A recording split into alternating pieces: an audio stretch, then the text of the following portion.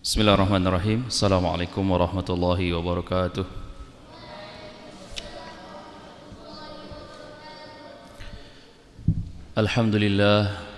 Alhamdulillahi rabbil alamin. Wassalatu wassalamu ala asrafil anbiya'i wal mursalin, nabiyina wa maulana Muhammadin wa ala alihi wa ashabihi wa man tabi'ahum bi ihsanin ila yaumiddin, amma ba'd. Jamaah kaum muslimin muslimat rahimani wa rahimakumullah, puji dan syukur kita panjatkan kehadirat Allah atas segala limpahan nikmat dan karunia-Nya. Allah Subhanahu wa taala masih memberikan kepada kita iman dan Islam, memberikan kita taufik untuk duduk di dalam majelis-majelis ilmu, merupakan kesyukuran yang tidak semua orang bisa mendapatkannya. Dan Allah Subhanahu wa taala menjadikan kita mudah untuk melangkahkan kaki ke tempat yang mulia ini untuk menambah keilmuan kita di dalam agama yang mulia ini. Dan semoga setiap langkah-langkah kaki kita dibalas oleh Allah Subhanahu wa taala dengan ganjaran yang sempurna. Rasulullah sallallahu alaihi wasallam mengatakan, "May yuridillahu bihi khairan yufaqihu fid din." Barang siapa yang dikehendaki oleh Allah Subhanahu wa taala untuk menjadi orang yang baik, maka dia akan dipahamkan dengan agamanya. Salah satu asbab seseorang dicintai oleh Allah Subhanahu wa taala adalah dimudahkannya dalam menjalankan ketaatan kepada Allah Subhanahu wa taala. Kemudian salawat dan salam semoga tetap tercurahkan kepada baginda Rasulullah sallallahu alaihi wasallam, yang mana beliau telah menyelamatkan umat manusia dari alam kegelapan menuju alam yang terang benderang, yakni dinul Islam.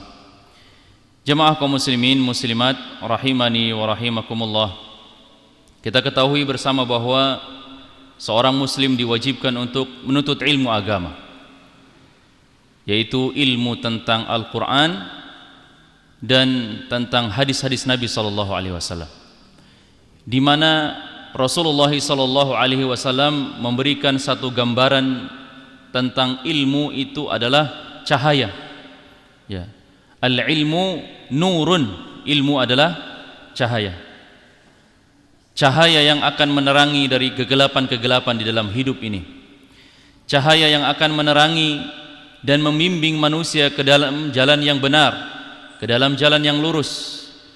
Dan tentunya ilmu yang dimaknai dengan cahaya adalah ilmu yang bersumber dari Al-Quran dan sunnah Nabi SAW. Kita hidup di dunia ini seperti kita berjalan di dalam kegelapannya malam, dan seseorang yang berjalan di kegelapan malam sangat membutuhkan yang namanya penerangan atau cahaya. Orang yang memiliki pemahaman agama yang baik, dia akan berjalan menapaki setiap kehidupan ini dengan cahaya-cahaya bimbingan-bimbingan dari Al-Quran dan sunnah Nabi SAW, maka mereka tidak akan tersesat. Sedangkan mereka, orang-orang yang berjalan tanpa memiliki cahaya, maka mereka akan melewati hidup dengan penuh kegelapan dan kegelisahan. Allah Subhanahu wa taala menyifati Al-Quran sebagai cahaya, sebagai penyembuh dari segala penyakit. Penyakit apa yang ada dalam hati kalian, dan sebagai hidayah, rahmat untuk kaum mukminin. Jadi Allah Subhanahu wa taala menyifati Al-Quran sebagai jalan petunjuk. Maka orang-orang yang berpegang teguh kepada Al-Quran, dia tidak akan tersesat selama-lamanya. Kalau Al-Quran tidak bisa memberikan hidayah kepada orang-orang yang beriman, tentunya itu adalah sesuatu yang sangat merugikan bagi orang tersebut, karena Allah Subhanahu wa taala sudah menjadikan Al-Quran itu sebagai petunjuk bagi manusia.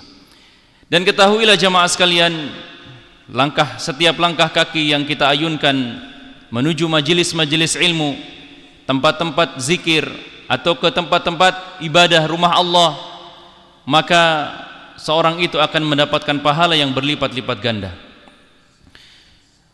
Rasulullah SAW banyak menyebutkan tentang keutamaan orang yang mendatangi majelis-majelis ilmu. Di antaranya Allah Subhanahu wa taala akan menurunkan ketenangan, menurunkan rahmat, menurunkan berkah di dalamnya. Bahkan doa di dalam majelis-majelis ilmu itu sangat dimustajab. Ya, mendatangi masjid-masjid Allah untuk menuntut ilmu dan salat berjamaah di dalamnya memiliki keutamaan yang sangat besar. Di antaranya adalah setiap langkah kaki dijadikan oleh Allah Subhanahu wa taala sebagai penghapus dari dosa-dosa kita. Satu langkah kaki kita dari rumah menuju majelis-majelis ilmu dijadikan oleh Allah Subhanahu wa taala sebagai penebus dari dosa-dosa kita. Bahkan satu langkah kaki kita dijadikan oleh Allah Subhanahu wa taala ya, pengangkat derajat. Maka disebutkan oleh para ulama, orang-orang nanti di akhirat, di surga memiliki derajat atau tingkatan yang berbeda-beda sesuai dengan kedudukannya di sisi Allah Subhanahu wa taala. Dan setiap satu tingkatan derajat itu sejauh antara langit dan buminya dunia. Itu satu derajat, satu tingkatan itu sejauh antara bumi dan langit dunia. Masya Allah, bagaimana kalau 1000 tingkatan antara hamba satu dan hamba yang lainnya memiliki 1000 tingkatan perbedaan ya. Maka di antara cara untuk mendapatkan kedudukan yang tinggi di sisi Allah adalah memperbanyak langkahnya menuju masjid, memperbanyak langkahnya untuk menuju majelis-majelis ilmu.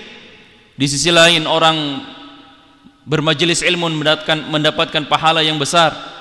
Allah janjikan surga kepada mereka, di mana Rasulullah SAW menyebutkan, man salaka tariqan yaltamisu fihi ilman sahalallahu lahu bihi tariqan ilal jannah. Rasul mengatakan, siapa yang menempuh jalan dalam rangka menuntut ilmu, akan Allah mudahkan baginya jalan menuju surga.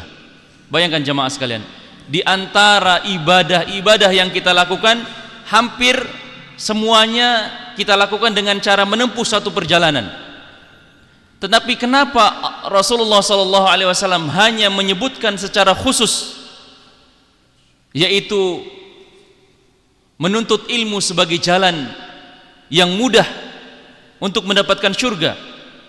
Sebagai contoh misalnya, bukankah ketika kita ingin menyambung silaturahim dengan orang tua kita, kita menempuh jalan untuk sampai ke rumah mereka? Bukankah ketika kita melakukan haji dan umroh, kita menempuh satu perjalanan? Tapi di antara perjalanan-perjalanan tersebut, Rasulullah SAW tidak mengatakan memudahkan jalan ke surga, tapi Rasulullah menyebutkan, siapa yang menempuh jalan dalam rangka menuntut ilmu, Allah akan mudahkan baginya jalan untuk masuk ke dalam surga. Jawabannya adalah karena jalan menuntut ilmu adalah jalan yang paling termudah untuk menempuh masuk ke dalam surga. Dengan seorang menuntut ilmu, mereka bisa mengetahui mana amalan-amalan yang pahalanya besar, mana yang amalan-amalannya lebih sedikit, pahalanya lebih sedikit. Dengan seorang menuntut ilmu, dia bisa tahu mana yang benar dan mana yang keliru. Dengan seorang menuntut ilmu, imannya menjadi kuat. Dia diberikan ketenangan oleh Allah Subhanahu wa taala. Dia diberikan jalan keluar dari setiap masalah yang dia hadapi. Ya, banyak keutamaan orang-orang yang menuntut ilmu. Jemaah sekalian, adapun pada malam hari ini kita akan melanjutkan pembahasan kitab Sahih Targhib wa Tarhib. Kita sudah sampai kepada hadis yang ke-400, yaitu tentang pembahasan anjuran melaksanakan sholat di awal waktu. Ya, kemarin kita sudah membahas 3 hadis tentang anjuran sholat di awal waktu. Ya. Hadis yang ke-400 dari Ubadah bin As-Samit radhiyallahu anhu, Dia berkata, aku bersaksi bahwa aku mendengar Rasulullah sallallahu alaihi wasallam bersabda, khamsu salawatin iftaradahunna Allah azza wa jalla man ahsana wudu'ahunna wa sallahunna liwaqtihinna wa atamma ruku'ahunna wa sujudahunna wa khushu'ahunna kana lahu 'ala Allah ahdun ay yaghfira lahu wa man lam yaf'al falaysa lahu 'ala Allah ahdun in syaa'a ghafara lahu wa in syaa'a 'adzabahu. Kata Ubadah bin Samit, aku bersaksi bahwa aku mendengar Rasulullah sallallahu alaihi wasallam bersabda, salat 5 waktu yang diwajibkan oleh Allah azza wa jalla, barang siapa membaguskan wudu'nya untuk salatnya, menunaikannya pada waktunya, menyempurnakan ruku' dan sujudnya serta khusyuknya, maka dia mendapatkan janji dari Allah agar dia mengampuninya. Barang siapa tidak mengerjakannya, maka dia tidak mendapatkan janji dari Allah. Jika dia berkehendak, maka dia mengampuninya, dan jika dia tidak berkehendak, maka dia akan mengazabnya. Kemudian hadis yang diriwayatkan oleh Ka'ab bin Ujrah radhiyallahu anhu, dia berkata, kharaja alaina Rasulullah sallallahu alaihi wasallam wa nahnu 7 nafarin, 4 min mawalina wa 3 min arabina musnidina zuhurana ila al-masjidihi faqala ma ajlasukum qulna jalasna nantadhiru as-salah qala fa aramma qalilan thumma aqbala alaina faqala hal tadruna ma yaqulu rabbukum qulna la qala fa inna rabbakum yaqul man shalla salata liwaqtiha wa hafadha 'alayha wa lam yudhi'ha istihfafan bihaqqiha falahu 'alayya ahdun an udkhilahu al-jannah wa man lam yusalliha liwaqtiha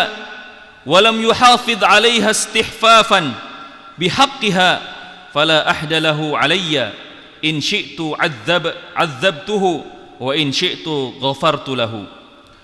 Rasulullah sallallahu alaihi wasallam mendatangi kami sementara jumlah kami ada 7 orang.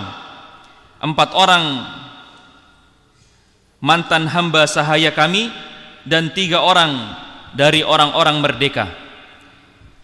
Sambil kami menyandarkan punggung kami ke masjid beliau, Rasulullah sallallahu alaihi wasallam bertanya, "Apa yang membuat kalian duduk-duduk di sini?" Kemudian kami menjawab, kami duduk-duduk menunggu salat. Kemudian perawi hadis ini berkata, maka Nabi sallallahu alaihi wasallam diam sejenak, kemudian menghadapkan kepada kami dan bersabda, tahukah kalian apa yang difirmankan oleh Rabb kalian? Kami menjawab, tidak. Kemudian beliau sallallahu alaihi wasallam bersabda, sesungguhnya Rabb kalian berfirman, barang siapa mendirikan salat pada waktunya, menjaganya, tidak menyia-nyiakannya karena meremehkan haknya, maka dia mendapatkan janji dariku untuk aku masukkan dia ke dalam syurga. Dan barang siapa tidak mendirikannya pada waktunya, tidak menjaganya dan menyia-nyiakannya karena meremehkan haknya, maka dia tidak mendapatkan janjiku dariku. Jika aku berkehendak, maka aku mengazabnya, jika aku berkehendak, maka aku mengampuninya. Jemaah kaum muslimin muslimat rahimani wa rahimakumullah, 2 hadis yang mulia ini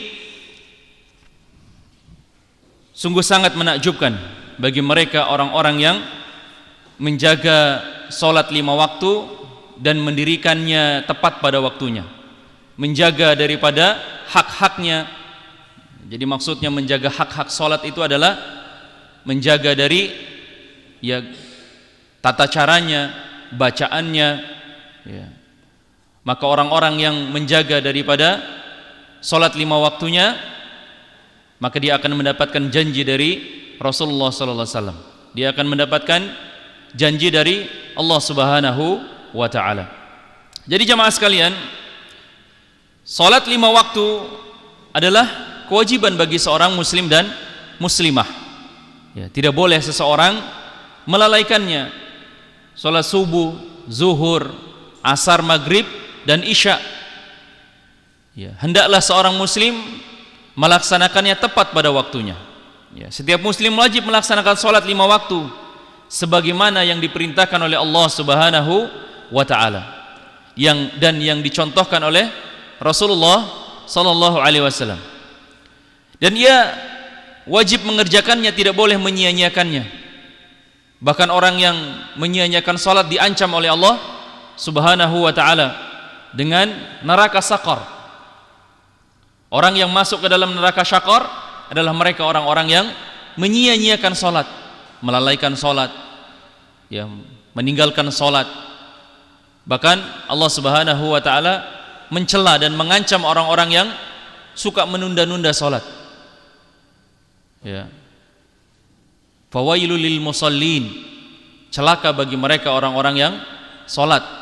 Alladzina hum an salatihim sahun, yaitu mereka orang-orang yang sahun dalam salatnya, orang-orang yang lalai. Maksud lalai di sini adalah orang yang suka menunda-nunda salat, suka melakukan salat di akhir-akhir waktu, ya. Suka menunda-nunda daripada salat 5 waktu. Kewajiban melaksanakan salat 5 waktu jamaah sekalian itu diwajibkan sejak seorang akil balik. Ya, ketika seseorang akil balik, maka dari situ dia diwajibkan untuk melaksanakan salat 5 waktu sampai dia meninggal dunia.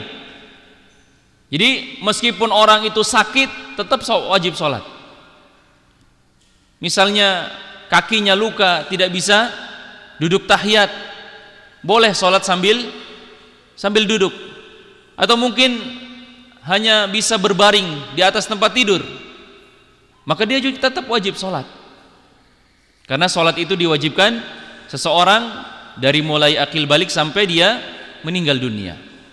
Ya, beda seperti orang yang diwajibkan zakat, ya. Zakat itu boleh tidak ditunaikan bagi orang-orang yang tidak mampu mengeluarkan zakat. Justru mereka adalah orang-orang yang berhak untuk menerima zakat. Atau misalnya haji diwajibkan bagi yang mampu saja. Ya, kalau tidak mampu tidak wajib haji. Beda dengan salat 5 waktu. Salat 5 waktu, mau dia sehat, mau dia sakit, ya, mau dia tua ataupun muda, dia wajib salat. Ya.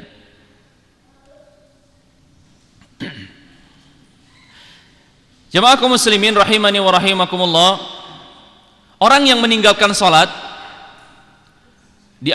mereka adalah di antara orang-orang yang melakukan dosa besar. Bahkan dosa ini lebih besar daripada dosa berzina, dosa mencuri, ya, dosa membunuh. Orang yang tidak salat dosanya lebih besar daripada dosa orang yang membunuh. Ya. Bahkan mungkin kadang-kadang ada orang, ya, ketika anaknya bergaul dengan orang-orang yang suka mencuri, orang tuanya khawatir, ya, melarang anaknya supaya tidak berteman dengan teman yang suka mencuri. Tapi kalau berteman dengan teman yang tidak sholat, orang tua diam-diam saja, ya, tidak menegurnya. Maka ini adalah merupakan sesuatu kekhawatiran. Karena apa? Orang yang tidak sholat lebih bahaya daripada orang yang mencuri. Orang yang tidak sholat lebih bahaya daripada orang yang berzina. Dosanya lebih besar. Ya. Syekh Islam Ibnu Taimiyah rahimahullah mengatakan, orang yang enggan mengerjakan sholat fardu, maka ia berhak mendapatkan hukuman yang sangat berat. Ya, berdasarkan kesepakatan para ulama. Bahkan menurut jumhur pendapat para ulama seperti Imam Malik, Imam Asy-Syafi'i, Imam Ahmad, orang yang tidak sholat dan dia tidak mau bertobat, dia dihukum pancung, dibunuh. Bahkan Rasulullah SAW itu pernah mengatakan, ya, beliau SAW mengatakan, kama qala Rasulullah SAW, beliau mengatakan, aku ingin memerintahkan orang untuk memimpin sholat, kemudian aku berkeliling di rumah-rumah mencari orang-orang laki-laki yang tidak sholat di masjid. Kalau mereka ada, Rasulullah bakar rumahnya itu. Bayangkan, saking kerasnya itu perintah sholat berjamaah, sholat 5 waktu. Bahkan kata beliau, orang yang meninggalkan sholat lebih jelek daripada pencuri, penzina, peminum khamar, dan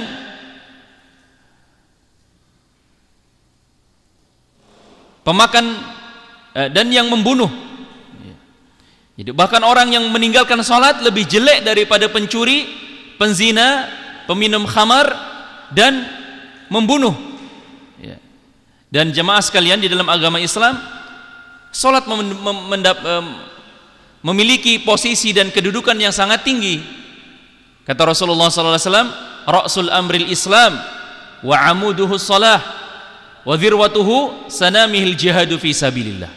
Pokok segala urusan adalah Islam, tiangnya adalah salat, dan puncaknya adalah jihad di jalan Allah.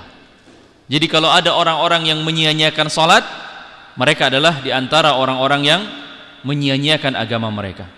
Bahkan kata Rasulullah SAW, sebaik-baik amal seorang muslim adalah salat. Apa kata Rasulullah? Wa'lamu anna khairu a'malikumus salah. Ketahuilah bahwa sebaik-baik amal yang kalian kerjakan adalah salat. Bahkan kata Rasulullah SAW, amalan yang pertama kali akan dihisab pada hari kiamat adalah salat. Awwalu ma yuhasabu bihil abdu yaumal qiyamah as-salah. Amalan yang pertama akan dihisab pada hari kiamat oleh Allah Subhanahu wa taala adalah salat. Fa in salahat salahalahu sairu amalihi. Apabila salatnya baik, maka baiklah amal keseluruhannya. Wa in fasadat fasada sairu amali. Apabila salatnya buruk, maka buruk pula amalan yang lainnya. Maka kadang-kadang ada orang yang bertanya atau memiliki pendapat, ya, biarpun salatnya bolong-bolong, yang penting ya misalnya punya masjid di mana-mana misalnya. Ini kesalahan besar. Biarpun misalnya salatnya bolong-bolong tapi haji dan umroh tiap bulan misalnya, ini keliru besar. Ya. Meskipun engkau bersedekah, ya, sebanyak air di lautan misalnya, tapi kalau kau tidak salat, sedekahmu tidak bermanfaat. Meskipun engkau haji dan umroh setiap tahun misalnya, tapi kalau kau tidak salat, percuma. Ya, tidak ada apa-apanya di sisi Allah Subhanahu wa taala. Karena Rasul mengatakan, fa in salahat, apabila salatnya baik, maka Allah akan menganggap baik itu amalan-amalan yang lainnya. Ya, amalan sedekah, amalan puasa, haji dan umroh menjadi baik. Tapi kalau salatnya buruk, ya, maka Allah menganggap buruk amal-amal yang lainnya. Dan juga jemaah sekalian, di samping itu semua, bahwa salat juga merupakan wasiat terakhir dari Rasulullah SAW. Jadi Rasulullah ketika beliau meninggalkan dunia ini, wasiat yang paling terakhir disebut oleh Rasulullah SAW adalah salat. Ini wasiat Rasulullah SAW yang harus kita jaga. Kalau kita sayang kepada Rasulullah, kalau kita cinta kepada Rasulullah, jaga salat kita. Ya, minimal jaga salat 5 waktu kita. Jangan sampai salat 5 waktu kita disia-siakan begitu saja.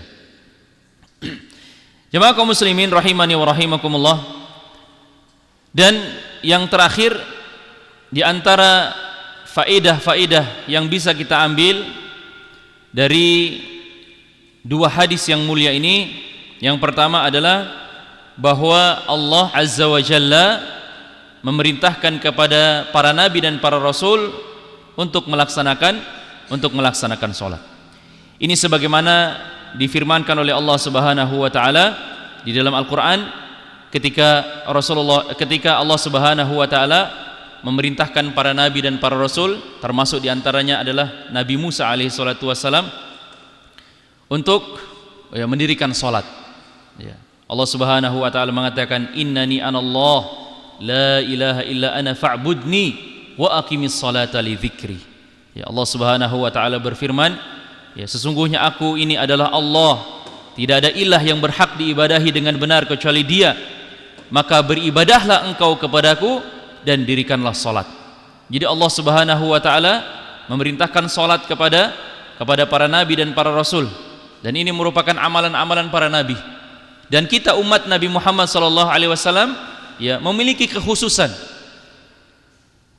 ya, memiliki kekhususan, yaitu diwajibkannya salat 5 waktu yang pahalanya bisa menandingi salat-salat yang dilakukan oleh umat-umat Nabi terdahulu. Bahkan kita ketika melaksanakan 1 kali salat, pahalanya bisa sampai 27 kali lipat. Kalau umat-umat terdahulu meskipun umurnya panjang, ada yang sampai ribuan tahun, tapi 1 kali salat pahalanya adalah 1. Ya, sedangkan umatnya Nabi Muhammad 1 kali salat berjamaah pahalanya bisa sampai 27 kali lipat. Maka meskipun usianya pendek, ya, umatnya Nabi Muhammad meskipun usianya pendek, tapi bisa meraih pahala yang banyak. Kemudian faedah yang kedua, bahwa Allah Azza wa Jalla mewajibkan kepada Nabi SAW dan umatnya salat 5 waktu dalam sehari semalam. Nah, jadi ini ya sebagai pengingat bagi kita semua jemaah sekalian, bahwa kita diwajibkan untuk melaksanakan salat 5 waktu, ya, 5 waktu, bukan 3 waktu, tapi 5 waktu, ya. Ada subuh, zuhur, asar, maghrib, dan isya. Kemudian yang ketiga, salat memiliki kedudukan yang tinggi dan merupakan sebaik-baik amal seorang muslim. Apa tadi kata Rasulullah? Wa'lamu anna khaira a'malikumus shalah. Dihafal ini anak-anak santri ya. Wa'lamu anna khaira a'malikumu as-shalah. Ketahuilah sebaik-baik amal kalian adalah salat. Itu. Kemudian yang keempat, salat merupakan tiang dari agama dan cahaya bagi seorang mukmin di dunia dan di akhirat.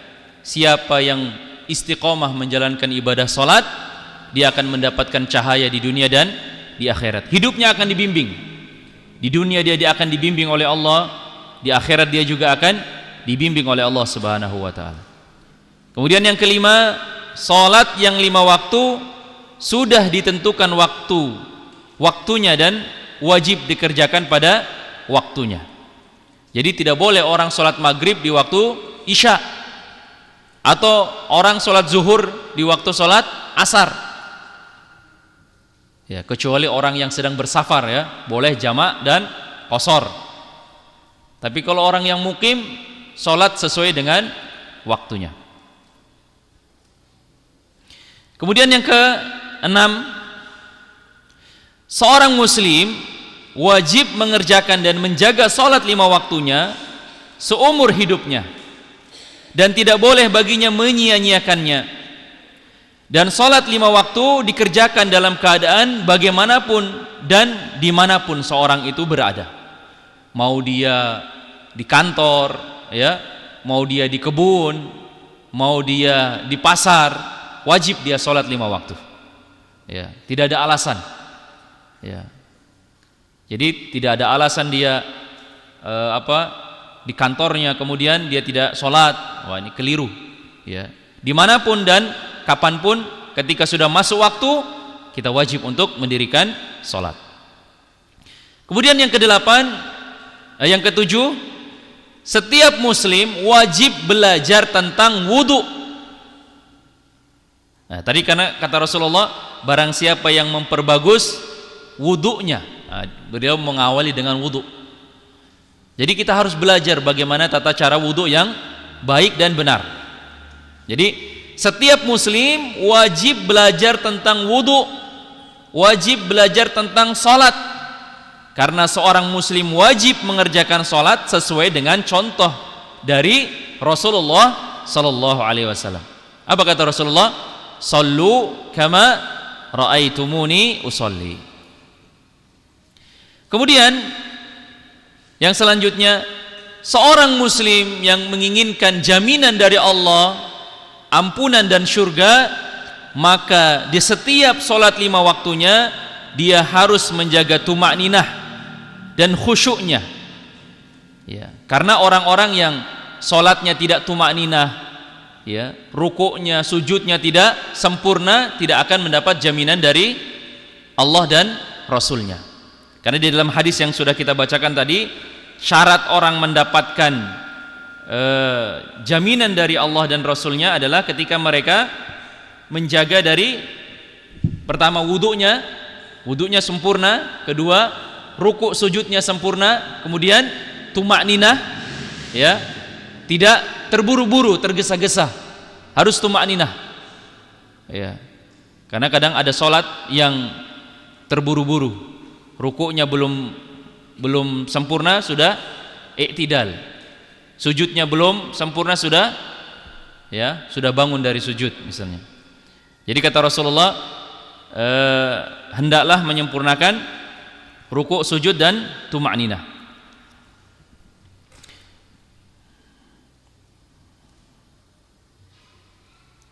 Kemudian yang selanjutnya, orang yang mengerjakan salat, menjaganya, dikerjakan dengan khusyuk dan tumakninah, dan mengerjakan dengan ikhlas serta sesuai dengan contoh Rasulullah SAW, maka orang tersebut dijamin oleh Allah Subhanahu wa taala untuk masuk ke dalam syurga. Ya, di hadis yang kedua yang sudah kita bacakan tadi, kata Rasulullah SAW, ya, dan ini termasuk di antara hadits qudsi, karena Rasulullah mengatakan, fa inna rabbakum yaqul, ya, Allah Subhanahu wa taala berkata, ya, barang siapa yang menjaga salat tepat pada waktunya dan menjaga daripada hak-haknya, maka Allah berjanji kepadanya untuk memasukkan dia ke dalam syurga. Kemudian yang terakhir, orang yang menyia-nyiakan salat akan mendapatkan dosa yang besar, dan dosanya itu lebih besar daripada membunuh, ya, mengambil harta orang atau mencuri, ya, berzina dan minum khamar. Jadi anak-anakku sekalian, jagalah salat, ya, jagalah salat, karena salat adalah sebaik-baik amal seorang muslim. Wa'lamu anna khaira a'malikumus shalah.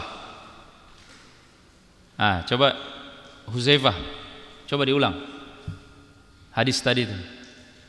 I'lamu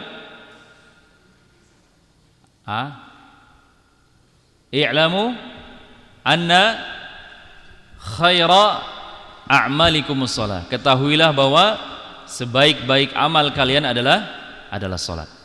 Baik, mungkin cukupkan sampai di sini. Kurang dalamnya kami mohon maaf. Insyaallah kita akan bertemu di pekan yang akan datang, materi tentang anjuran salat berjamaah dan keterangan tentang orang-orang yang berangkat menuju salat berjamaah, ya, dan keutamaan-keutamaannya. Kita tutup dengan membaca doa kafaratul majlis. Subhanakallahumma wa bihamdik, asyhadu an la ilaha illa anta, astaghfiruka wa atubu ilaik. Wa akhiru da'wana anil hamdulillahi rabbil alamin. Assalamualaikum warahmatullahi wabarakatuh.